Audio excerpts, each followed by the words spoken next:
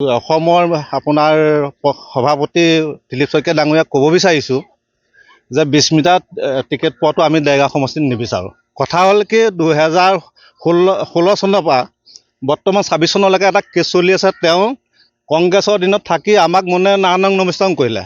গতিকে এতিয়া তেওঁ বিজেপিলৈ আহিছে, বিজেপিলৈ থাকিও আপোনাৰ এতিয়া আমাক কেছটো ছেটেল কৰি দিয়া নাই। গতিকে আমাক নালাগে। আৰু 16 চনত আপোনাৰ আমি বিজেপি মানুহ আপোনাৰ তৃণমূল পৰ্যায়ত কাম কৰোঁ।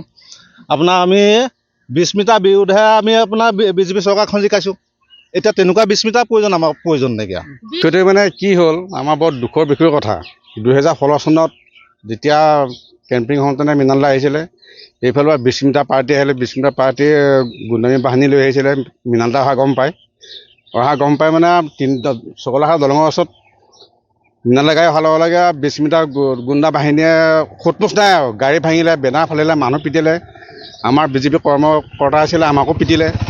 পিটাৰ ক্ষেত্ৰত কেছখন গৈ পেলাই কেছখন দিলে। কেছখন দিয়াৰ পাছত এতিয়া আমি কেছত দৌৰাদৌৰি কৰি আছোঁ। সেইকাৰণে আমাৰ অন্তৰ দুখ লাগিছে। এতিয়া আমাৰ 17টা তাৰিখ মাৰিছোঁ। আজিও এই তাৰিখৰ কাৰণে যাবলৈ ওলাইছোঁ। আজি 11 তাৰিখ। সেইকাৰণে আমি বিষ্ণুবাদীক কৈছোঁ, আপুনি কংগ্ৰেছত আছিলে, কংগ্ৰেছৰ পৰা বিজেপিলৈ গ'ল। এতিয়া আপোনাৰ বিজেপি আপোনাৰ কংগ্ৰেছৰ টেষ্ট গাত লাগিয়ে আছে। লাগি থাকিও আপুনি এই যে বিজেপি জইন কৰিছে, বিজেপিত জইন কৰি আপুনি দেৰগাঁও সমষ্টিত টিকেট বিচাৰিছে বুলি কোৱা শুনিছোঁ। কিন্তু আপুনি কোনো পধ্যেই আপুনি দেৰগাঁও সমষ্টিত টিকেট নাপায় আৰু আমি ভোট নিদিওঁ।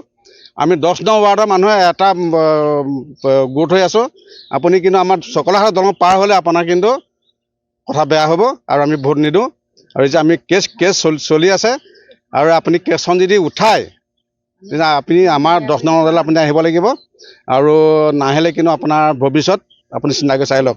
আৰু এটা কথা ক'লোঁ, আপুনি 5 বছৰ কাৰ্যকালৰ কংগ্ৰেছ চৰকাৰ দিনত আপুনি একো কাম নকৰিলে। আমি নিজে দেখি আছোঁ।